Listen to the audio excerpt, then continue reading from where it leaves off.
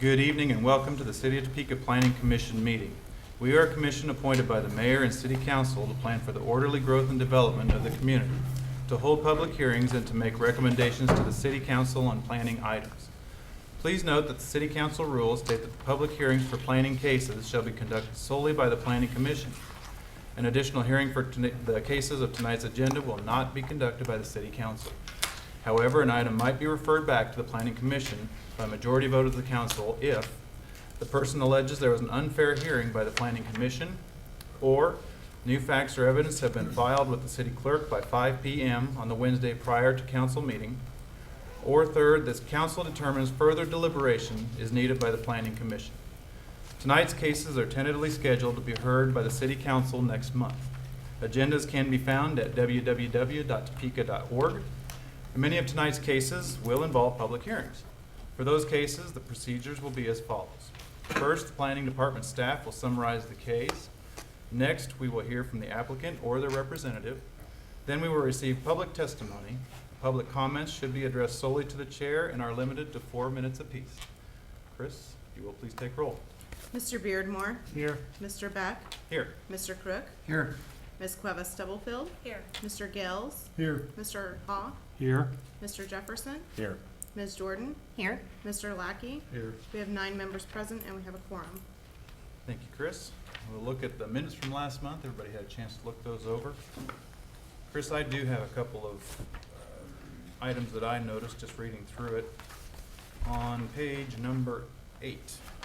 I'm sorry, let's start on page number 7. At the end of item 2, P1404, it probably should say there, Kevin Beck and Dennis Haugh entered the room. It does show up at the end of the next item, number 3, on page 11. We were already in the room. So noted. Move that one over. The other one, that may have been it. That was it. That was a major one for me. Any other notes? I move we approve the minutes with Kevin's noted items. Second. All those in favor say aye. Aye. Opposed? Passes. We'll go on to the second item on the agenda, which is communications. Mr. Fine. Thank you, Mr. Chairman.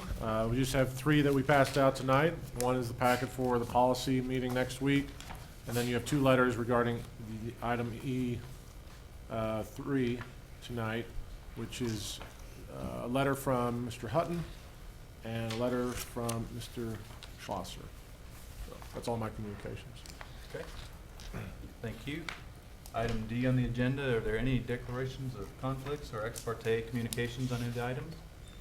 Mr. Chairman, on item E2, I did have benign conversation with property owners adjacent to the property in discussion. Okay.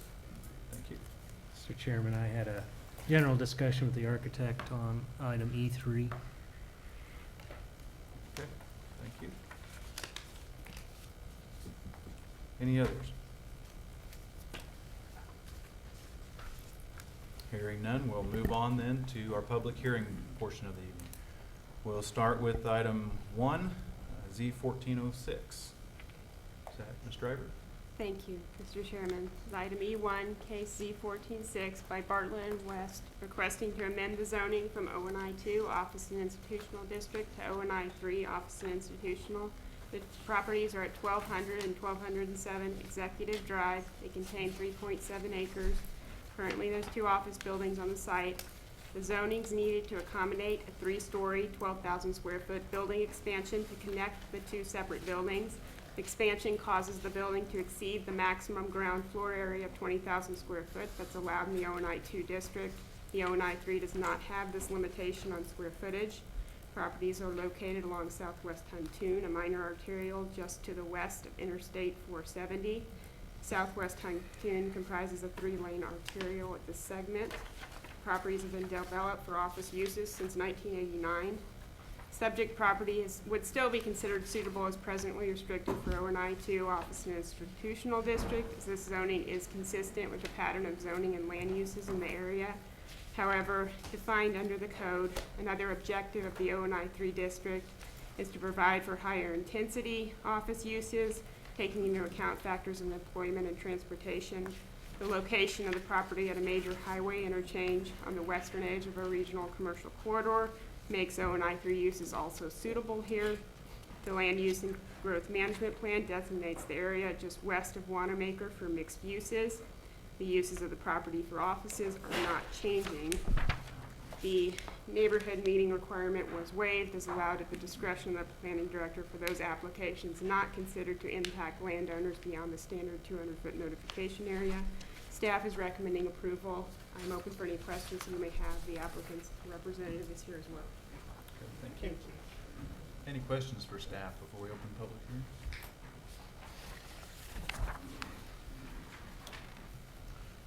And Ed, just wanted to confirm, it talks about waiving the easement between the two lots. That's confirming the fact that there are no utilities that run through that easement. There is a sewer line which the applicant is in the process of relocating. I should have clarified, none that serve any other properties, only the two properties in question. I don't believe so. I think it only serves those properties. Okay, that was what my, Any other questions for staff?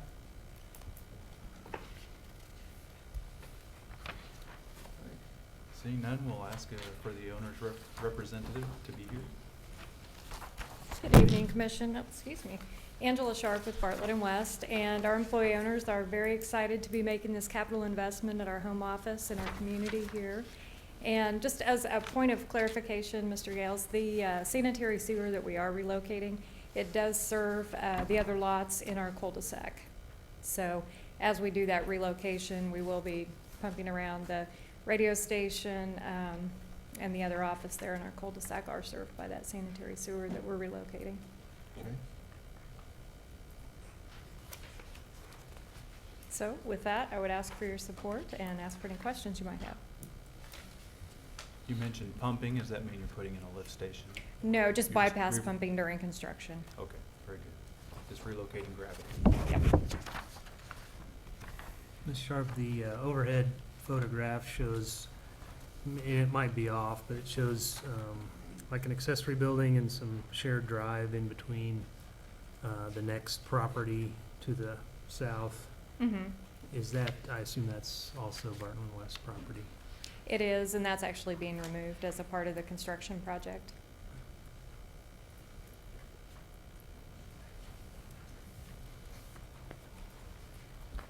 Any other questions for Ms. Sharp?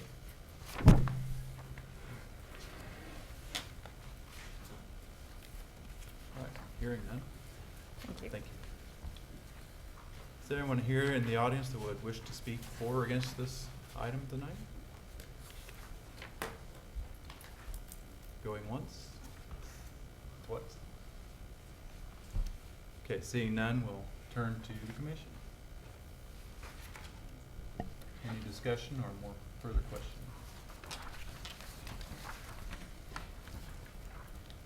This appears to be very straightforward to me. I would move that we approve the staff recommendation. I'd second. We have a move and a second. I guess I will close public hearing at this moment. Move forward with that. So Chris, please call roll. Mr. Jefferson? Aye. Ms. Jordan? Aye. Mr. Lackey? Aye. Mr. Beardmore? Aye. Mr. Beck? Aye. Mr. Cook? Aye. Ms. Clevis Stubblefield? Aye. Mr. Gales? Aye. Mr. Haugh? Aye. Motion passes with a vote of 9. Thank you. We'll move on to item E2, which is E1407 by AL and SL LLC. Also, Thank- Mr. Ryder. Thank you. This is a request to amend the zoning from ONI 2 Office and Institutional District to C4 Commercial District. Property is approximately 200 foot south of Southwest 21st Street, just to the south of some commercial buildings located at 4009 and 4007 Southwest 21st Street. The property tract comprises approximately 4,960 square feet. It's been used in the past as parking and access for adjacent commercial businesses along 21st Street. The zoning is necessary to allow parking in association with the new Dunkin' Donuts retail establishment on the C4 zone property to the north. The existing buildings at 4009 and 4007 will be demolished to allow a 2,000 square foot retail store having access off of 21st. Property is located within a predominantly commercial corridor at the intersection of Southwest 21st Street and Southwest Gage Boulevard. It is surrounded on 3 sides by commercial uses. It's located just north of the line of demarcation between commercial uses along 21st and residential uses along Southwest Seabrook. The property has been developed as parking and accessed by the commercial businesses to the north since at least 2008. Combining the tract with either of the adjacent lots will make it a buildable lot, eliminate an instance of spot zoning, allow the property to develop in conjunction with a new commercial business to the north. The Land Use and Growth Management Plan designates the blocks along Southwest 21st and Seabrook for commercial and office uses. However, the property is located at the most extreme southern boundary of this designation on the future land use map. Any other rezonings of properties allowing commercial to encroach into the single-family neighborhood and having access off of Southwest Seabrook would be considered inconsistent with policies of the plan. A new business constructed on the property will also be required to comply with landscape requirements and fencing requirements along the south property line. That residential buffer will also further prevent vehicular access from Southwest Seabrook across the residential property to the south to access the commercial businesses along 21st Street, as has been done in the past. The applicant did hold a neighborhood meeting on May 22nd. That report is in your packet. Staff is recommending approval. I am open for any questions you may have. The applicant is here as well to take your questions. Thank you. Thank you again, Ms. Rutter. Any questions for staff? I did have one. I just was curious on our drawings. It really didn't define the 4009 and 4007 properties. Can you just clarify which ones those are on our maps? The buildings are actually, the 407 is the one with the white roof. Or I'm sorry, this is the tiny little building that's on to the right side of the boundary. Oh, I'm sorry. It's the, I need a pointer up there. 4007 is the one on the right. They're actually attached. And then 409 is the one to the left. The ones on the corner. Yes. No, right directly to the north of the Okay. red boundary. So it's along. Okay, thank you. Any other questions? I take it the fencing and the buffer will totally block access from the south. Yes, it will.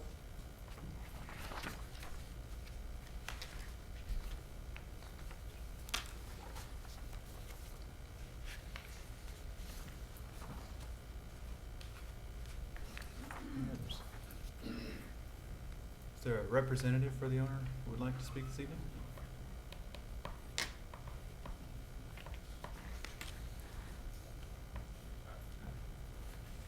My name's Doug Hutton. I'm from St. Joe, and we'd like to build this Dunkin' Donuts, and we appreciate your support and votes for this project. And when we had our meeting, everyone in the neighborhood wants it. They're all excited. You could practically rename this Donut Row now, couldn't you? Yeah, there'd be 3 of us right there. All right. A lot of activity at 3 in the morning. You bet. Any questions for Mr. Hutton?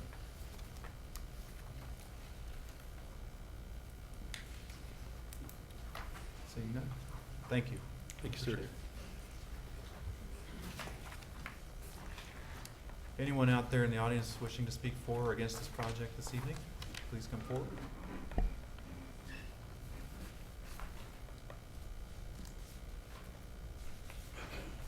Okay, seeing none, we'll close the public hearing portion. Any discussion amongst staff, or amongst the commission and staff?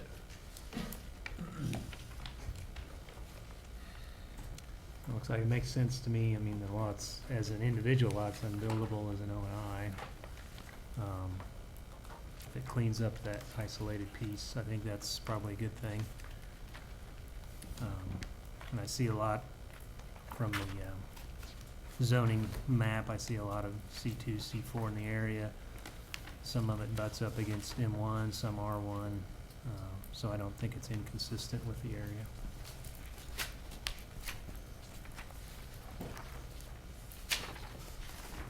I think it's, I was gonna say, I concur with Mr. Beardenmore, and if anything, it should, improve some of the conditions there on that side street where it appears, just from the aerial and from my own experiences in the neighborhood, there's a lot of extemporaneous traffic that kinda cuts through there for back access, so that should help at a residential level.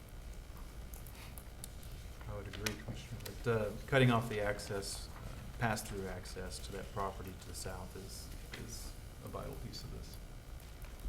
Limit that access.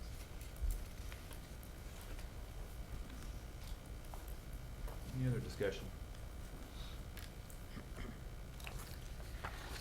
I'll make a motion to approve. Second. Okay, we have a motion to approve in a second. Any discussion on the motion? Seeing none. Chris, please call roll. Mr. Beardmore, Aye. Mr. Lackey, Aye. Ms. Jordan, Aye. Mr. Jefferson, Aye. Mr. Haugh, Aye. Mr. Gales, Aye. Ms. Cuevas Stubblefield, Aye. Mr. Crook, Aye. and Mr. Beck. Aye. The motion passes with a vote of 9. Thank you, Mr. Hutton. Now we'll move on to item E3, PUD 1402, 29th Engage Retail Planned Unit Development. Mr. Ivor. Thank you. This is a request by Battis Development Company requesting a zone change from R1 Single Family Dwelling District to PUD Planned Unit Development for C2 commercial uses. The area comprises 11 properties. They're all at the northwest corner of Southwest Gage Boulevard and Southwest 29th Street, containing 2.75 acres. The site's intended for a new 14,820 square foot, 24-hour Walgreens with a drive-through pharmacy. Property is at the intersection of two principal arterials, 29th and Gage Boulevard. Commercial development is currently on the 3 opposite corners. The neighborhood to the north and west has been developed for single family since 1959. It was annexed in 1951. The Land Use and Growth Management Plan establishes policies for commercial development, such as the proposal be located in a nodal pattern at arterial intersections rather than being stripped out along the arterial. The nodal pattern allows the most intensive commercial uses to be close to the intersection, with the uses lessening intensity as they move away from the arterial intersection. Any future adjacent uses here would need to be of the transitional type. The existing design from 1956, allowing the single-family driveways taking direct access from arterial streets, is no longer considered the most suitable pattern of land use. Single-family should ideally take their direct access from local or collector streets, which then carry your traffic out onto the arterial. In addition, the commercial on the 3 corners was zoned in the 1960s. The center on the southwest corner was zoned in 1966, specifically for commercial uses. Without proposing adequate buffering, there's always some potential for detrimental effects to occur from commercial uses that are adjacent with residential. These should be recognized. Some of those include parking lot lighting, noises attributed to traffic from a 24-hour site, truck loading, unloading adjacent with residential, increased traffic in the neighborhood. Staff does believe that appropriate measures have been addressed on the PUD to lessen and mitigate against these effects. The PUD is proposing 8-foot composite fencing along the north and west residential boundary. The applicant has further agreed to extend the height of the fence to 10 foot. It's adjacent to 28th Terrace, a residential street. 6-foot tall evergreens will be along the outside of the fence, and typically reach at least 20 foot in height at full growth. Lighting is required under city code to be shielded, directed away from residential properties. Applicants agreed to a condition to further exclude truck loading, unloading between the hours of 8 p.m. and 5 a.m. There's at least 35 foot of green area between residential properties and the building that includes also a stormwater area on the north side. The building itself is being set back from the north and west property lines at least by 90 foot. The staff is further recommending any building height be restricted to 42 feet, which is consistent with the R1 zoning. C2 would typically allow a height of 60 foot. Applicant has agreed to that condition. Staff believes that these potential negative effects should be offset by elimination of blighted properties from the neighborhood due to lack of maintenance, increased crime. 11 properties, particularly those fronting along the arterials, have experienced increased crime and code violation, demonstrated by police records in your packet. 8 of the 11 properties are currently rentals, which affects home ownership rates in the neighborhood. Property values for the lots along the arterials are on average less than those lots interior to the neighborhood. The proposal will also eliminate residential drives too close to the intersection, improving public safety in that respect. The applicant held a neighborhood meeting March 29th. That report is in your packet, along with some other information about crime rates and property values. Staff recommends approval, subject to the conditions in the staff report. The applicant has agreed to those conditions. Note on condition number 4, the Planning Commission will need to grant a variance to allow a fence of 10 foot along 28th Terrace, since the height exceeds the maximum allowed height of a fence of 8 foot under zoning regulations. Staff believes this provides a more effective buffer and also averages out due to elevation differences. Staff is open for any questions that you may have. Bill Hoover will further summarize some findings on the TIA. The applicant is here to take your questions as well. Thank you. Thank you, Ms. Carter. Any questions for staff before we open up the public hearing? I have a question. The fence that is running along the property boundary line on the north, along the curved street, my only question I have there is there any ordinance that restricts or requests or requires a setback from the property line when it's in a front, essentially a front yard of that street? Because we're looking at a 10-foot fence and it's right up against basically the sidewalk in that location.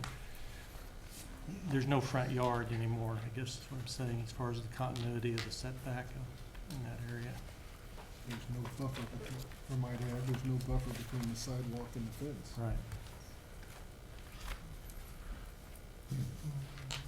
If that was a private residence, I guess is what I'm saying, would they be allowed to put a 10-foot high fence right up against the sidewalk? Not beyond the front face of the building. Okay. And Drops to it 4 does, feet. it does look like the fence is stopping, well, if you look at their site plan, the fence is stopping at the front of the house on lot 22. Looks like it stops at the front of the house. I believe their concerns on 28th Terrace, probably Yeah. more so than. On the curved street Yeah. side. That would be considered Wolverine's backyard, Well, the 28th Terrace front yard. Or the old cul-de-sac. my main question was, I drove through the neighborhood there and with the streetscape and the houses set back, it looks like quite an intrusion of 20 feet or more into a front yard there, if you look at the whole streetscape as you drive around there. And with the depth you got to work with, I wonder if that couldn't have been pulled back away from the sidewalk a ways, so it's not quite so intrusive. Be kind of close to the detention zone. Well, you could get close to it, and I realize it's there, but you could pull back to near the edge of it, I would think. Just a thought. Do you have a comment, Mr. Pliner? We might want to have the applicant discuss that when they come up, because I know we had looked at that as well, trying to pull that back, and I think there's an elevation change, and so they may want to address that when they come up a little better than we can right now.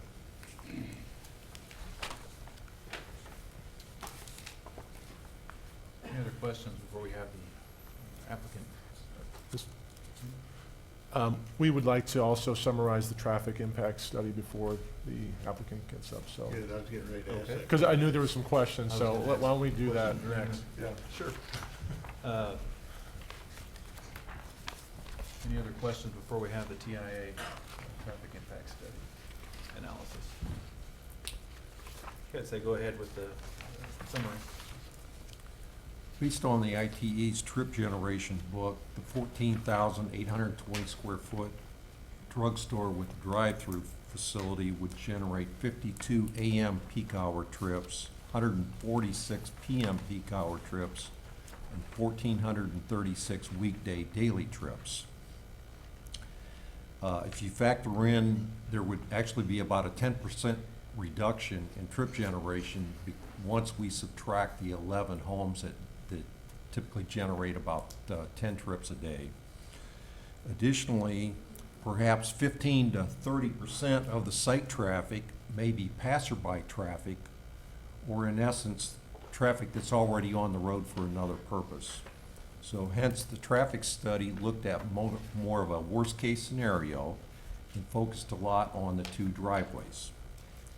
The project's traffic would encompass about 0.7% of the traffic going through the intersection of Southwest 29th Street and Southwest Gage intersection in the AM peak hour, and about 2.4% of this intersection's traffic in the PM peak hour. During the AM peak hour, this intersection currently has a level of service D, which is acceptable, with an average vehicle delay of 42.3 seconds. With the traffic project included in the AM, the level of service remains unchanged, and the average vehicle delay increases 0.6 second to 42.9 seconds, so very, very minor. During the PM peak hour, this intersection again has a level of service D with an average vehicle delay of 49.5 seconds. With the project's traffic included, it remains again at level of service D. The average vehicle delay increases 2.2 seconds to 51.7 seconds. So obviously it points out that the PM peak hour is when the project has an impact on the neighborhood. Okay, thank you. Any questions regarding traffic? I assume that didn't account for any decrease due to the property across the street being different or shut down or something. Well, I'm not sure where they got their existing counts, probably from the city or KDOT. And KDOT's traffic counts are probably within the last year, and I think the gas station you're referring to has been shut down for a little over a year, right? Across the street south, South, talking about Marketplace. The existing Walgreens. existing Walgreens. They didn't account for any reduction there in this. No, traffic but it's study. gonna switch over, I Right. would presume, to general retail, so I don't think Yeah. it's gonna make Just want to too make much, sure and they're. without a drive-through, so I don't think it's gonna be too much different. You may get like a dollar store in there based on the size of that facility or something like that. So I don't think it changes too much. They didn't they didn't account for any reduction or increase because of the no. change in property there.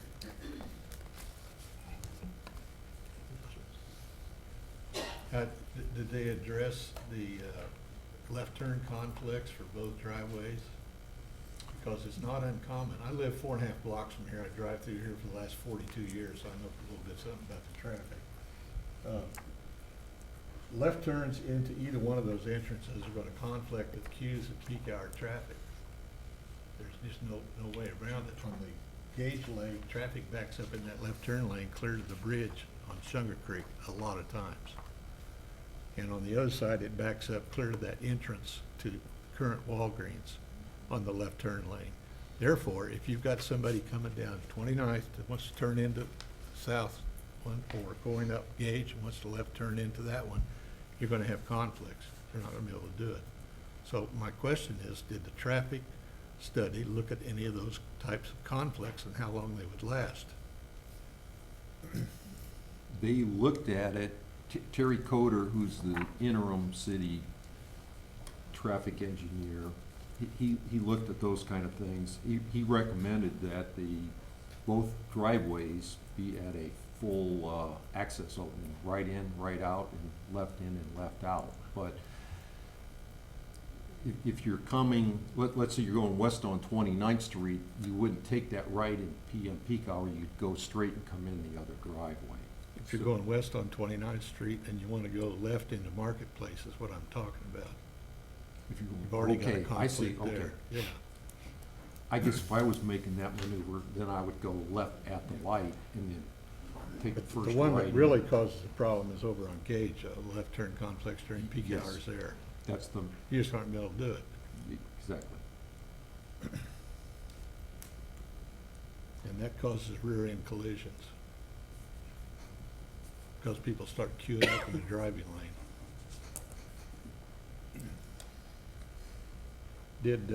One other question, did city traffic engineer have a chance to look at the traffic study comments that were submitted by the Marketplace? By Not Mr. Huffman? Not that I know of. The deputy city engineer did. Any comments? Well, one of his comments was on the access on 29th Street. You're not gonna necessarily have opposing left turns because of the direction that it's offset. So that way he felt comfortable, being okay with that access point because of the direction of the offset, and you wouldn't have opposing left turns. How much is the offset? It's not, It's not much, it's like one or two cars. Less than 150 feet. Yeah, it's Yes. not very much at all. Okay, go ahead.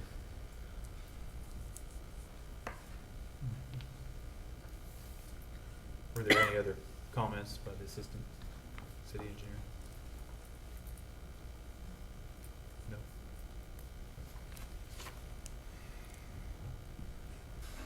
Any other questions? We'll open it up for the representatives to come up. Okay, if we could have one of the representatives for the owner, please come forward, or the owner.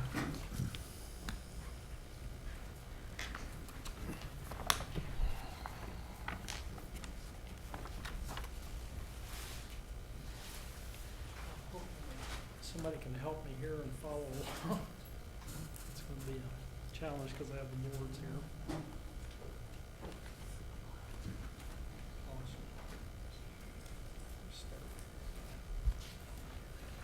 With the human easel with you. No, I didn't bring. Do you have the report from the citizens meeting, neighborhood invitation?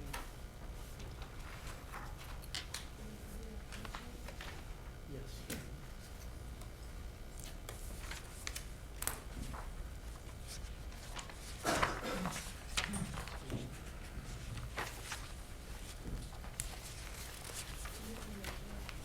Yeah, just, if you could, that would be great.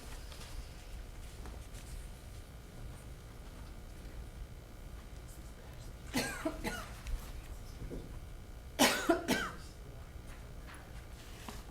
think we have electronic.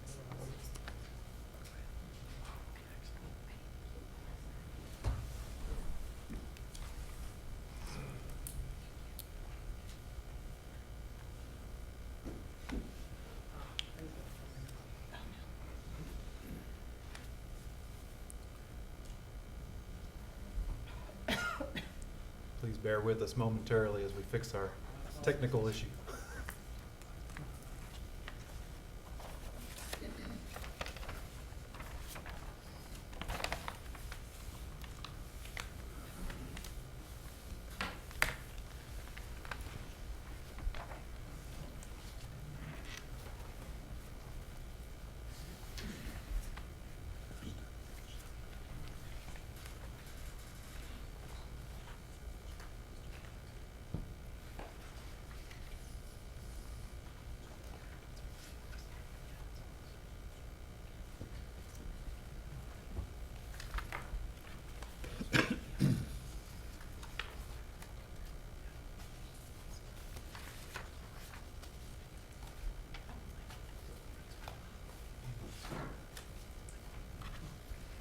Thank you very much for letting us come and address you tonight.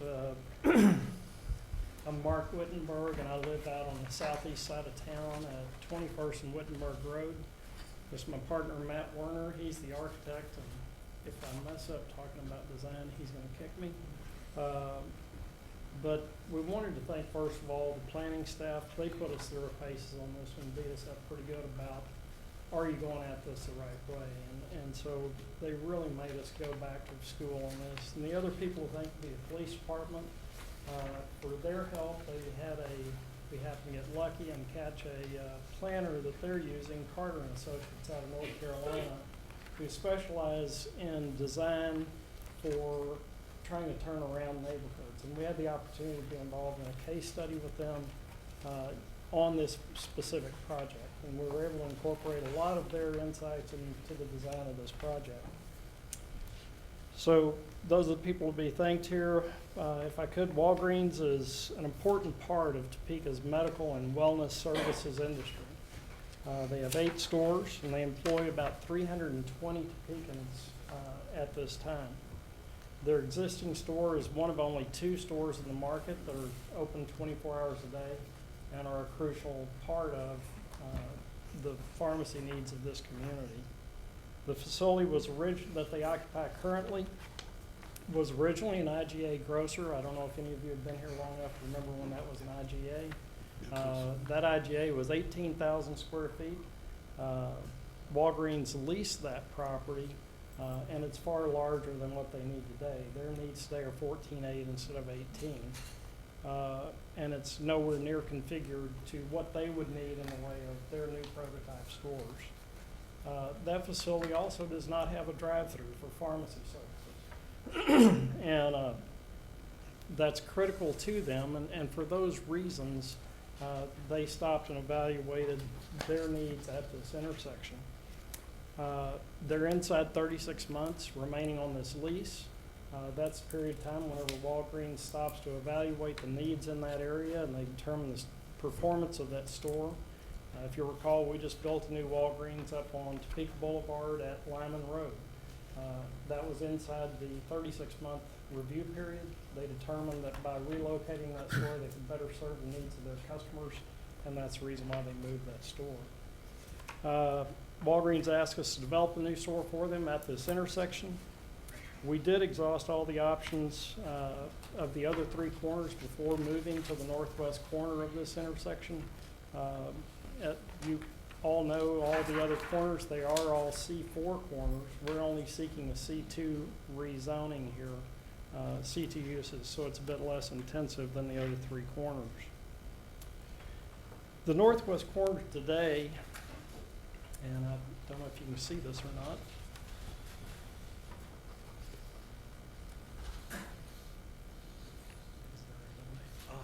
magic, thank you. The northwest corner today is home to the Westview Heights neighborhood. That is an 89-home neighborhood developed in 1956. All the homes are slab on grade with an average or approximate size of 1,400 square feet. The fiber and homes of this neighborhood have been under attack during the last decade. The appraised values of the homes in this project have declined steadily. I'm going to see if I can find that for you. It's going to be way down.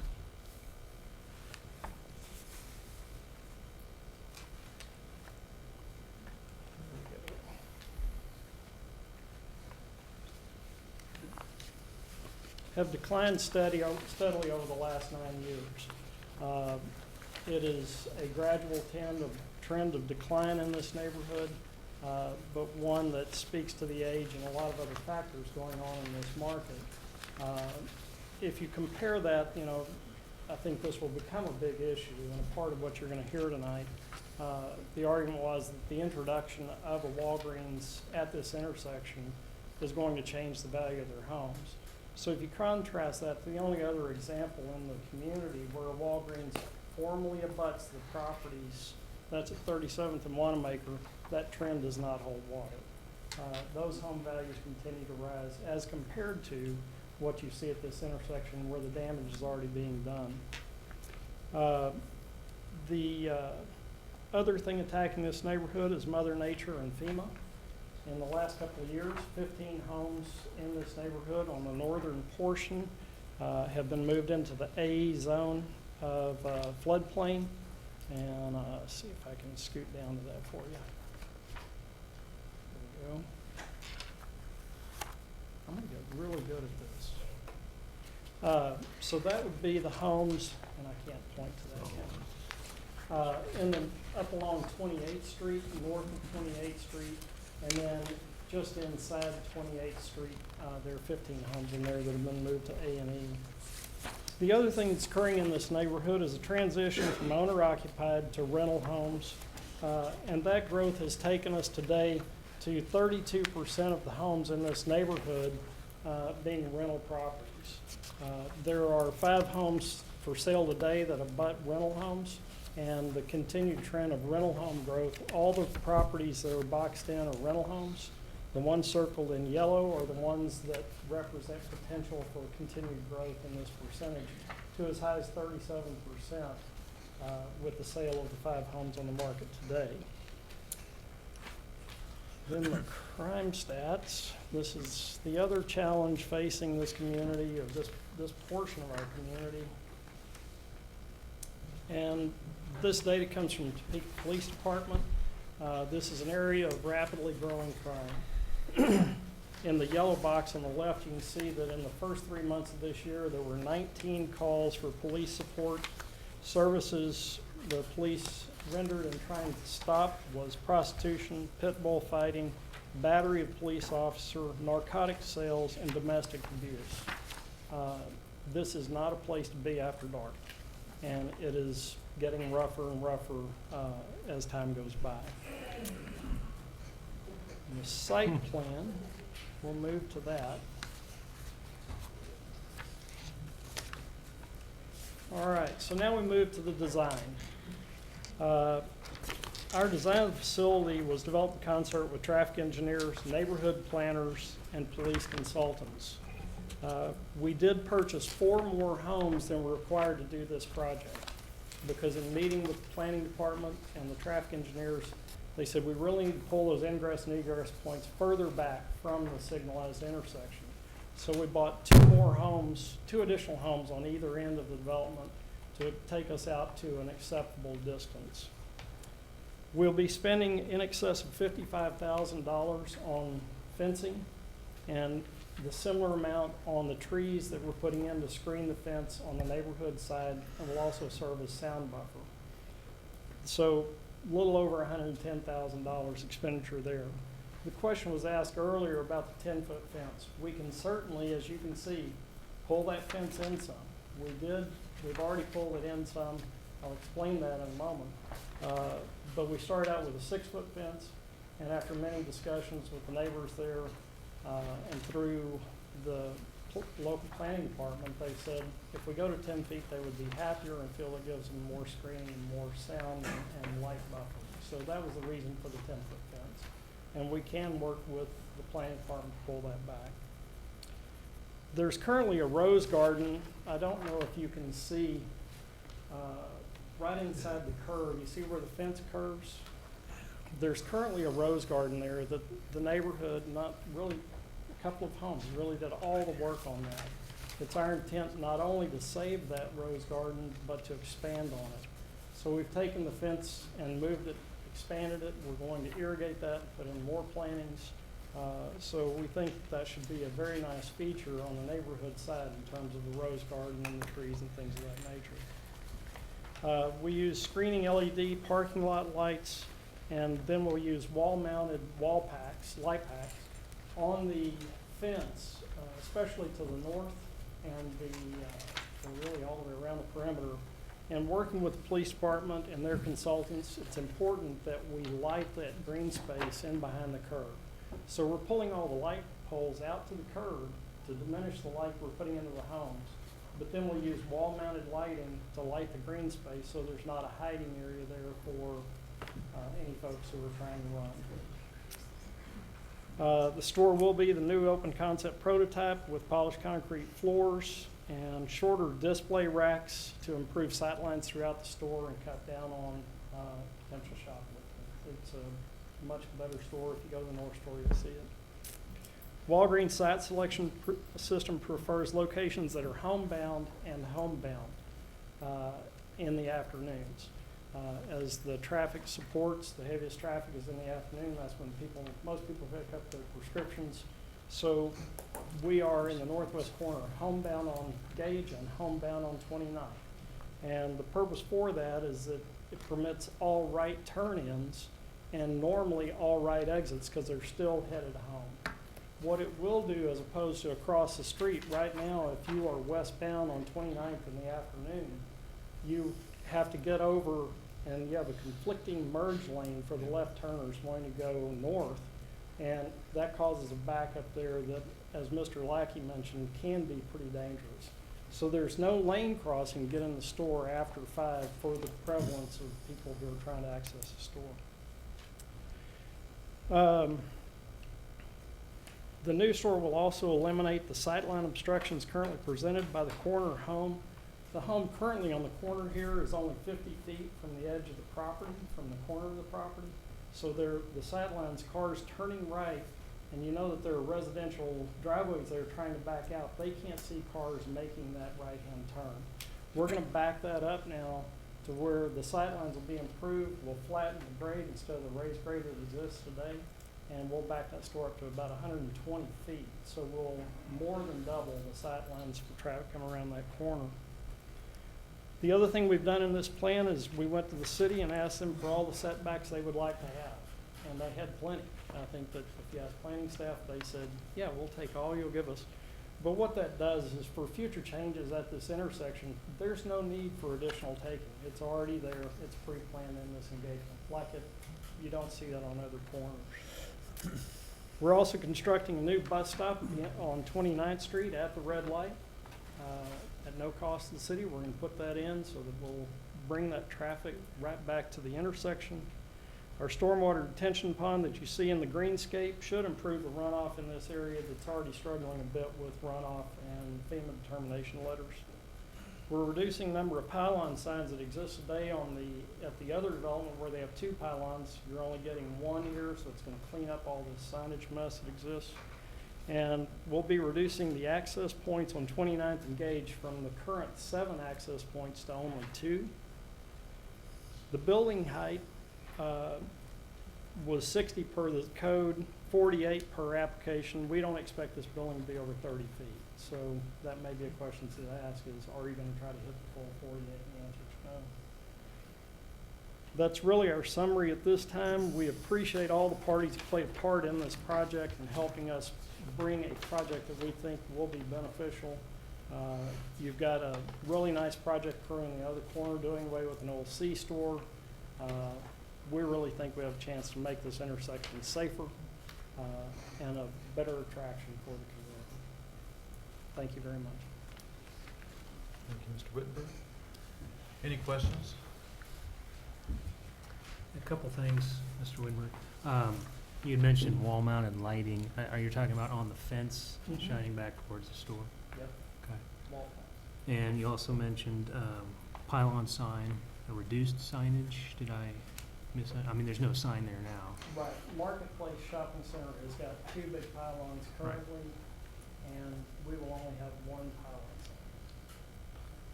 So we're not trying to replicate all the signage. Thanks.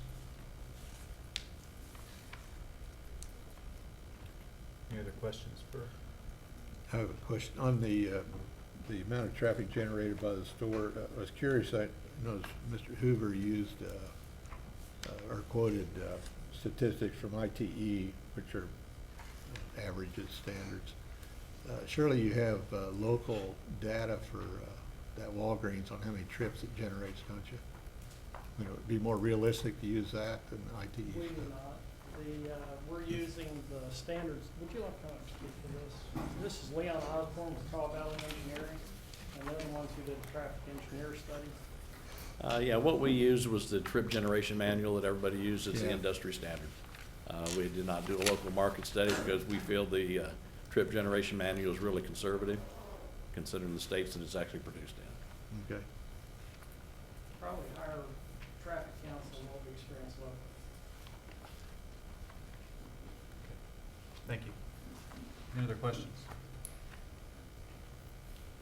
The current building you are in is leased. remainder of that lease until the lease expires.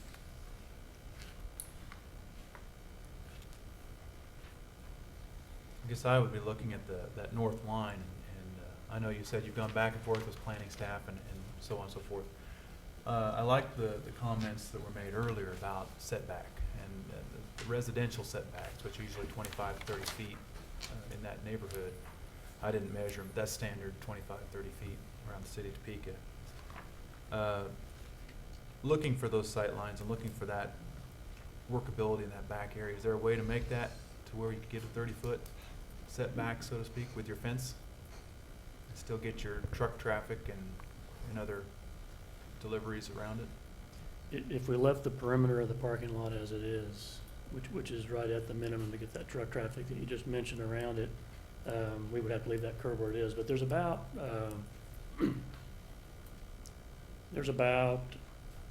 25 feet from the back of curb down to the property line at the tightest point, and then it gets bigger as you go out east and west. That serpentine line that you see in there is a retaining wall. There's a change in grade of about between 2 and 5 feet from the parking lot down to 28th Street. So we would still always have that drop to deal with, hence the retaining wall. We would be able to work within that. What I'm saying is I can't get up to 25 to 30 feet around that serpentine wall, but we can certainly push it as we get back beyond that. And that's what we've started to do on this site plan anyway. But if we needed to go back a little further, certainly could work with that. Sure. I know it's all in the design details, but I understand, 5 feet within a 25-foot area, that'd be a 5-to-1 slope, which isn't insurmountable outside of the wall back towards the street. Right, What are your So thoughts? it could work and save you some wall. without the wall, yeah. We're still trying to make improvements on it. As it relates to the side yards and not the backyard, the proximity of the fence and the trees that we're putting in relation to the residential homes, I'm sorry. The proximity of that fence and trees to the adjacent homeowners, we're working with where is the best location, the best height to sound buffer and for light containment. And so that's certainly something, if we can find a better way to move it closer to the store. I think the challenge there is it creates a side yard boundary issue for the property owners. They're gonna wonder if they have to maintain it or not. But if we can improve the sound buffering and the light containment, we'll certainly entertain that. Thank you. My biggest concerns along the 28th Street terrace, along that back side.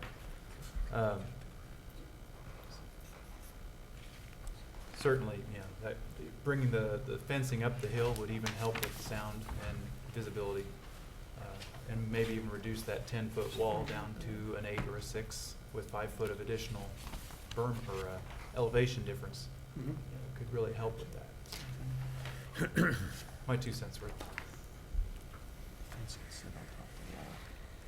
I guess my other question is residential access. I know we're looking at complete development and how we access from the neighborhoods, and I don't even know if the neighborhood would directly want a direct access to the store if it was to be put in place. But had there been any discussions with staff or residents as far as a pedestrian access? Good. There was, initially when we met with planning staff, that was the discussion. There should be somewhere on this back property line on the back curve, should be an access point for the neighborhood. So you create this urban exchange with the retail component.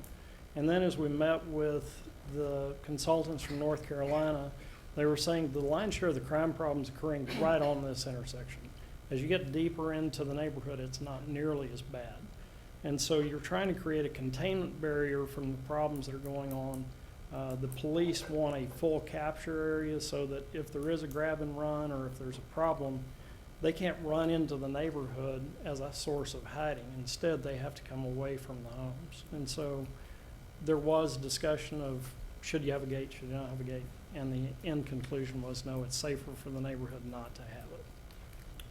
We could always put it in later, I guess. Sure.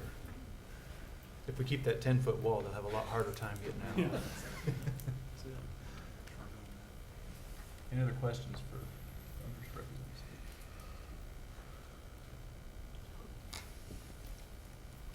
Okay, thank you for now. I'm sure you'll be called back up here momentarily. Thank you very much.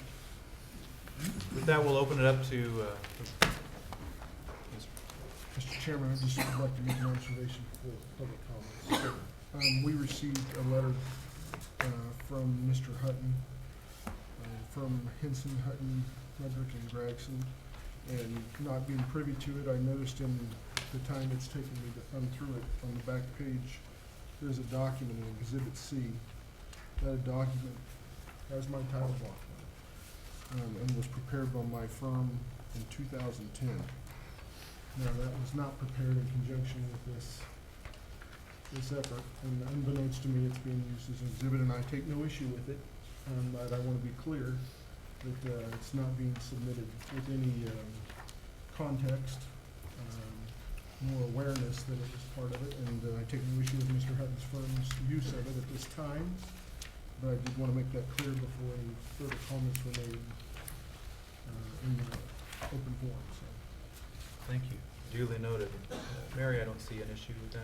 No, what was the purpose of, At the time, I think we were representing the owner of the property. oh, okay, on another matter?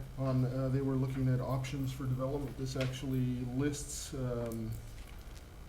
as a file name, Site Option C, so they were exploring options. And I do want to note on here this, and only because I'm not privy to historically the context of its use, it's clearly a document prepared by my firm noting the file name on the far left edge. But it's either been overlaid by a surveyor's document or our document overlaid a scanned surveyor's document. So it's a merging of information simply for reference. It was never used as a construction document. It appears to be used as a study. So again, I want to make that clear as we move forward, having been made aware of it. All So, right, but there's no legal reason for you to abstain from voting on this matter. okay, thank you. Thank you for that clarification. Thank you, Mr. Gales. Note that. With that, we will go ahead and open up the public hearing portion. Please come forward and state your name and address. And I do want to remind you that there is a 4-minute limit. If it goes beyond that, we do have the option to extend at the end. Thank you, Mr. Chairman. My name is John Hutton. I am a lawyer here in town. My office is at 100 Southeast 9th Street here in downtown Topeka. I represent the Marketplace Shopping Center, which is the property immediately to the south of the proposed development and presently contains a Walgreens location. First of all, I'd like to make a brief comment with regard to Mr. Gale's comments as it relates to Exhibit C to the document dated June 13, 2014 that I provided. What I did was provide my letter to Annie Driver on Friday and ask her to email it to everybody. And if to the extent anybody didn't get that, I apologize. But the idea was to make sure this commission had as much time as possible to look at it. And I will be making some further comments with regard to Exhibit C. But no attempt to blindside anybody on that. And beyond that, I didn't want to get either Mr. Gales or myself involved in any kind of a conflict or anything that had to be disclosed in terms of discussing this project. So that's why I didn't call Mr. Gales and, hey, it's giving a heads up as to what was going on. So hopefully that can be respected by the commission. I think it goes without saying, and to the extent anybody has reviewed the document that I've provided, my client is opposed to this rezoning application. Unfortunately, it simply does not pass muster as it relates to the standard that we all have to follow as it with regard to zoning, and that is the Supreme Court's ruling in Golden versus the City of Overland Park. And in the document that I prepared and presented last Friday, I went over in some detail each one of the Golden factors, just so that you all would have those at your, so you could review them. I'm not going to read my letter, and I'm not going to go into that level of detail, but I do want to hit some of the high points. This is a healthy residential neighborhood. And when I say this neighborhood, I mean the northwest corner of 29th and Gage. I guess I'm a little bit concerned and a little bit scratching my head as to why this is being turned into a crime issue. That neighborhood has a lot of nice houses. Some of the houses that are involved in the taking here of the 11 houses that are actually in the proposed project are nice homes. Some are less than perfect, some are not great. I think that describes every neighborhood that's been in the city of Topeka for at least 50 years. Crime statistics that were proposed by the applicant, you get the pie chart, which shows crime within a half-mile radius of 29th and Gage. Then there's a little thing over, a little yellow notation that lists 19 acts of crime that apparently took place in some period of time. What's unfortunate about that is that there's absolutely no context to that. I have not seen any statistic for the city of Topeka at large as to what the crime for those, what the crime statistics for the city at large are as it relates to each one of those items in the pie chart. So yes, you have crime statistics in front of you which say there is this many burglaries, this many car thefts, this many what have yous, but what does that mean? Because it's relative to nothing. So there is crime in the neighborhood, but let's find a neighborhood in the city of Topeka that doesn't have crime. And also, let's not decide that, Mr. Chairman, I note that my 4 minutes is up. I would ask unanimous consent that I be granted additional time. May I offer a comment? Mr. Hutton should be granted the same amount of time as the applicant. Which was 13 minutes. 13 minutes? Yes. Okay. I was gonna ask. 23 seconds. I was gonna I ask have for- no problem with continuing. Okay. Any? So moved. Yeah. So moved. Yeah, I wanna hear more.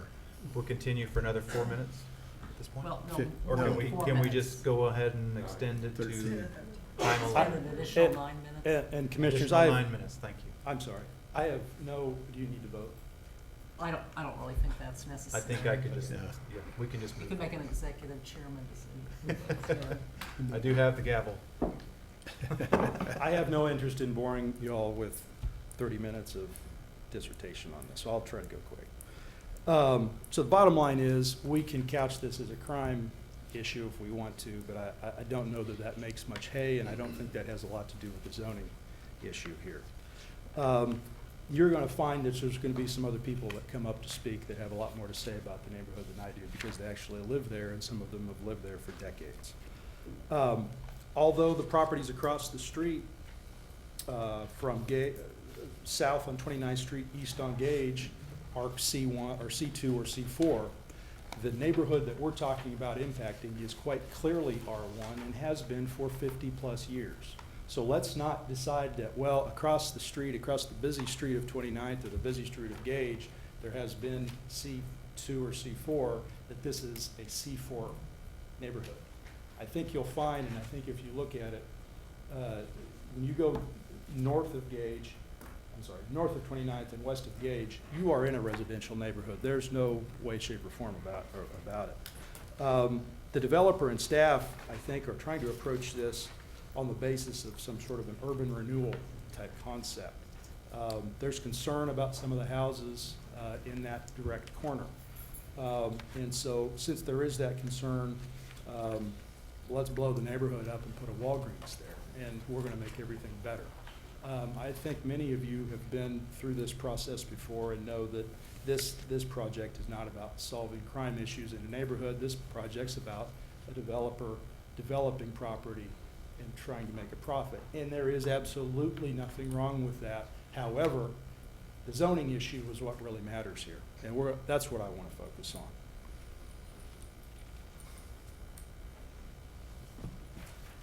I guess a concern that we also have is that, there's been discussion that we do need to do something with those 11 houses. I believe the developer so much has said that.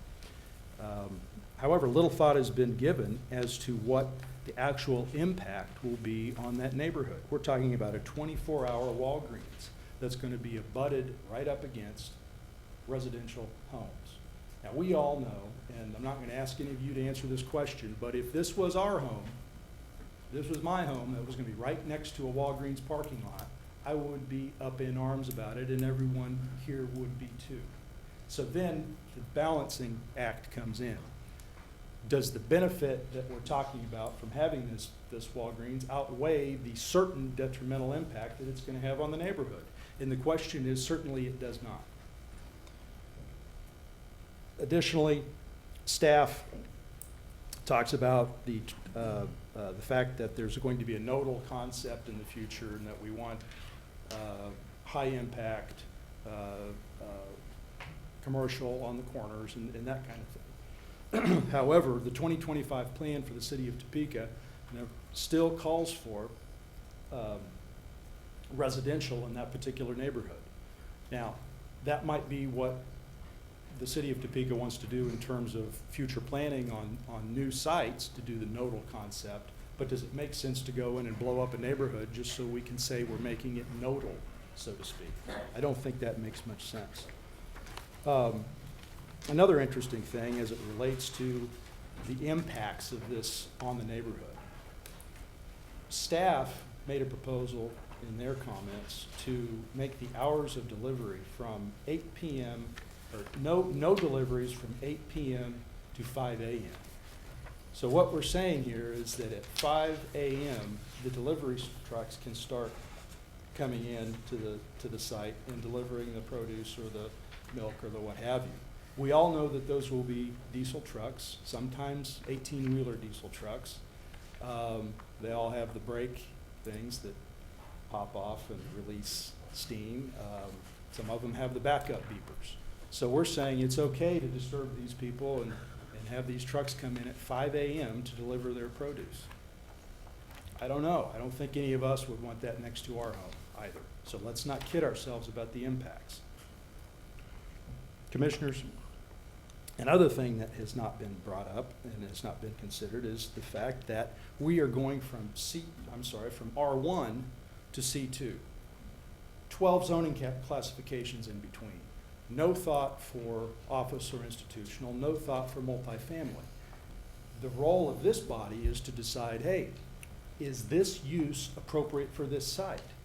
And I think the answer clearly is no, because there is a possibility that even if we don't want those 11 houses there, and I'm not saying that that's our business to get involved in, but if that's the policy decision that needs to be made, there are a myriad of different options that can go into that corner that make a lot more sense to the neighborhood and to the people that actually live there. An office building, some other type of multifamily, you name it, a lot less intensive than a Walgreens store. This is the zoning decision that needs to be made today. That's what this is all about. The real issue is trying to protect the property rights and the quality of life for the landowners who are not lucky enough to be part of this deal, who are not lucky enough to get the phone call from Mr. Wittenberg to say, hey, I want to buy your property at some inflated value. I'm talking about the people that are right next door, didn't make the cut. That's who needs to be protected, and that's the role of this body and later the city commission, or city council rather.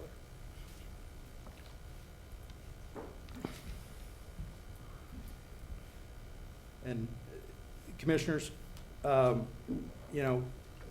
think it's pretty clear anytime you disturb a neighborhood to the extent that we're talking about disturbing this neighborhood, that it's going to be a bad outcome. It's not the optimum situation. The optimum situation would be to have developed this 50 years ago with a plan in mind, and unfortunately that wasn't done, and we can't unring the bell.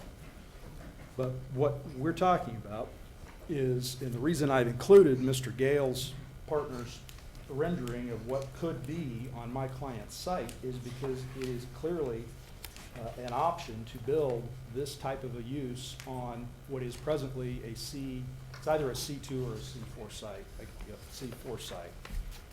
So you have the zoning in place in the area to accommodate this use, to accommodate the drive-through, to accommodate what Walgreens wants to do.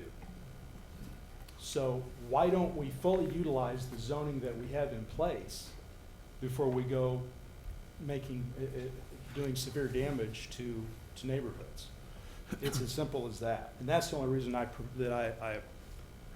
included that, was so that the commissioners could see in black and white that this deal can be done very, very easily across the street in an area that's been zoned C4 for many, many years.